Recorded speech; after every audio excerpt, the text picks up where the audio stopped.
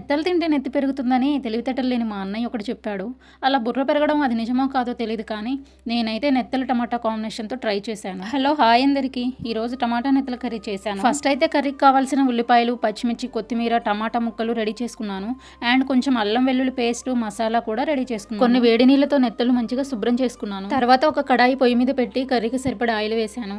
Oil కొంచెం వేడయ్యాక నెత్తలను లైట్గా ఫ్రై చేసి పక్కకు తీసుకున్నాను. అదే ఆయిల్లో పచ్చిమిర్చి, ఉల్లిపాయ ముక్కలు, కొత్తిమీర, పసుపు కూడా వేశాను. అవి కొంచెం మగ్గాక కొద్దిగా అల్లం వెల్లుల్లి పేస్ట్ వేశాను. అల్లం పచ్చివాసన పోయాక టమాటా ముక్కలు వేశాను.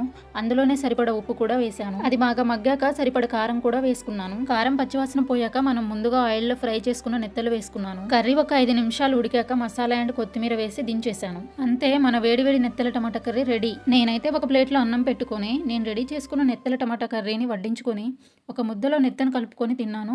వేరే లెవెల్ ఉంది టేస్ట్. నెత్తి పెరగడం ఏమో కానీ కూరగాట అయితే నిజంగానే నెత్తికెక్కింది. మీరు కూడా ఒకసారి ఈ కర్రీని ట్రై చేయండి, బాగుంటుంది. ఈ వీడియో మీకు నచ్చితే లైక్ అండ్ సబ్స్క్రైబ్ చేయండి. Thank you.